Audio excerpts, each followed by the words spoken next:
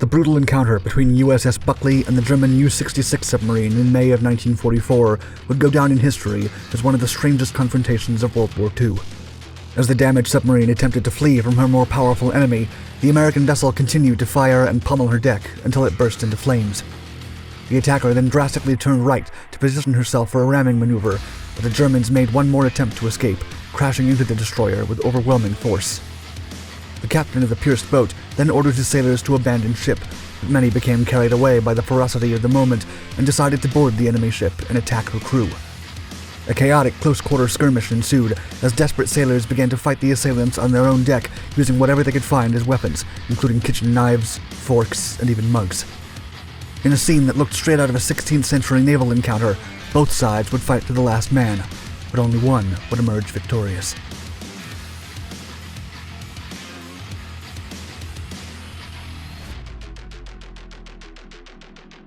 Exhausted and depleted.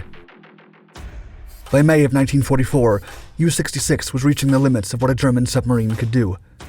Led by Oberlieutenant zur See Gerhard Seehausen, she was on her 9th consecutive patrol and had been at sea since mid-January. In addition, the vessel had sunk 33 merchant vessels, making her the second most successful U-boat in the war. However, she was now running low on fuel and provisions and desperately needed to resupply. For several weeks, the crew aboard the U-66 had been eagerly waiting to be intercepted by the U-488, a German Milchkuh or milk cow vessel specially tasked with resupplying U-boats on patrol. The men were exhausted, physically and mentally drained, and they soon began to show signs of illness and malnourishment. To make matters worse, the Allied presence in the area had drastically increased just when the crew was least prepared to fight. Ever since the Allies had switched from a purely escorting role to actively hunting down German U-boats, the waters of the Atlantic had become a much more dangerous place to operate a submarine. U-66 had been trying to avoid confrontations while strategically surfacing in frequent intervals as they awaited rendezvous with the milk cow they'd been desperately waiting for.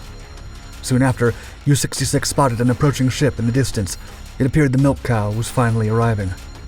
Still, the crew couldn't be entirely sure if the approaching ship was friendly, as it was looming calmly with no sign of being hostile, yet it had made no radio contact. Perhaps out of desperation, the crew aboard the U-66 waited until the last possible minute, still clinging to the idea that the inbound vessel was friendly. They even fired 3 flares as a signal of recognition, but this only allowed the approaching ship to draw closer. Then, just a few hundred yards from the U-boat, USS Buckley suddenly began to position herself for an attack. In sudden panic, the U-66 finally identified the other ship as an enemy vessel and quickly tried to place her torpedo tubes to face the attacker. A fierce battle was about to begin. Hunting the hunters.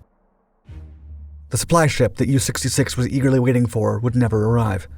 In fact, U-488 had been destroyed on April 26th in the mid-Atlantic west of Cape Verde by depth charges from American destroyer escorts USS Frost, Hughes, Barber, and Snowden. Then, on May 6th at 2:16 a.m., a Night Owl Avenger aircraft surveying the area picked up a radar contact 20 miles from U.S. destroyer escort USS Buckley and reported it to the ship. It was the U-66 enemy submarine. Her commanding officer, Lieutenant Commander Brent Abel, ordered flank speed and a course to the target. Normally, U-66 would have submerged long before radar contact, and an interception by USS Buckley would have been much more difficult. But this time, the submarine was more concerned with her critical supply situation than with enemy presence in the area. The Avenger, piloted by Lieutenant Jimmy J. Sellers, continued to follow the U-boat and relay course changes to Buckley, instructing the petite destroyer escort to find the exact spot. Seehausen was aware of the aircraft following his U-boat and believed it would try to attack the submarine. In reality, the Avenger was unarmed. Thinking the submarine would be safer above water, U-66 continued to charge her batteries as she searched for the supply U-boat, but this decision would prove fatal. As USS Buckley reached the location marked by the Avenger, U-66 remained there, making no attempts to flee or submerge. Then Captain Abel made a bold decision. He would approach the submarine calmly, without initiating combat maneuvers, and with luck, the desperate U-boat crew would think the American ship was the milk cow. The plan worked perfectly, as the slow and unthreatening way Buckley approached the U-boat appeared to convince her crew that she was friendly. Then, as the American ship got close enough, she prepared to attack by turning sharply and aligning her guns toward the enemy vessel. Realizing the error of their ways, the crew aboard the German submarine began urgent combat maneuvers, but it was too late. Buckley had begun unleashing hell upon her. The battle. As USS Buckley kept firing at her, U-66 launched a torpedo at the Buckley, hoping to sink her before her guns could do much damage. Buckley then made a turn left, leaving the U-boat way ahead. Only then did some of the crew on deck notice the torpedo wake passing down the right side hand of the ship. Captain Abel skillfully modified the ship's course to ensure the moonlight illuminated the U-boat. Tensions then rose as the two vessels closed in and the crews braced for the upcoming firestorm. The German sailors fired first, engaging the enemy with machine guns, and at 3:20 a.m., Abel gave the order to fire all guns.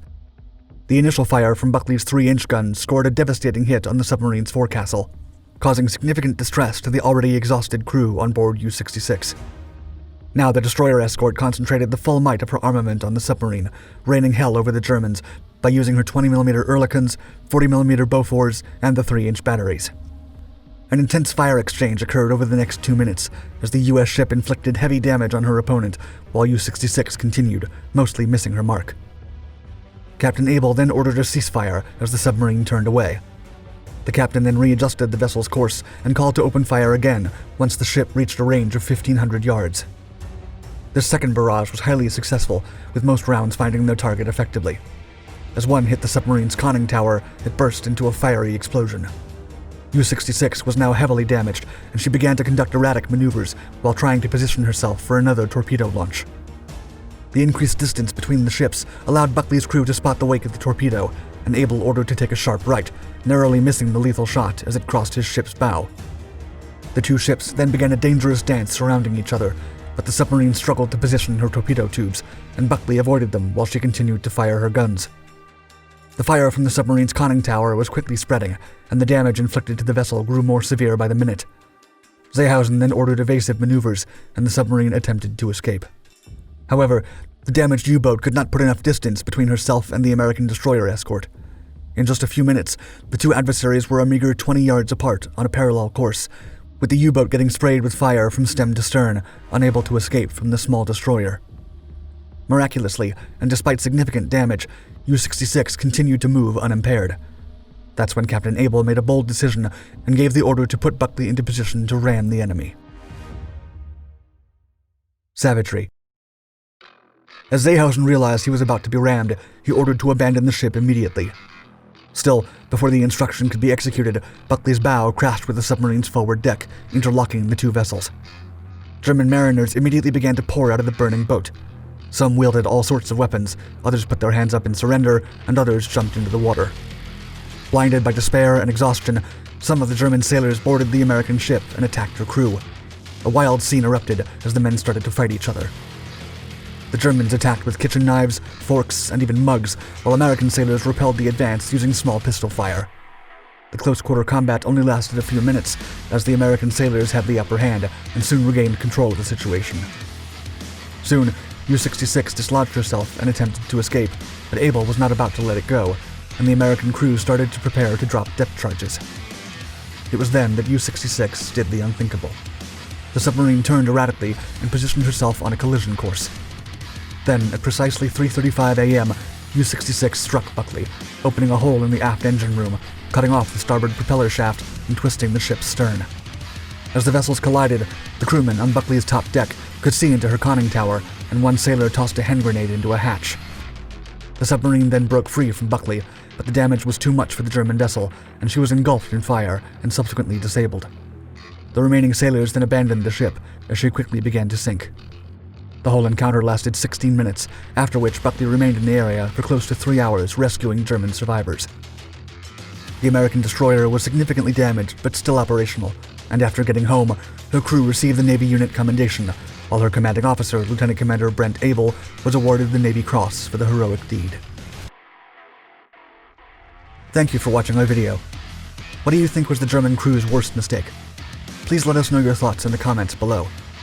And to find more amazing history-inspired stories, don't forget to subscribe to all of our Dark Documentaries channels and hit the notification bell.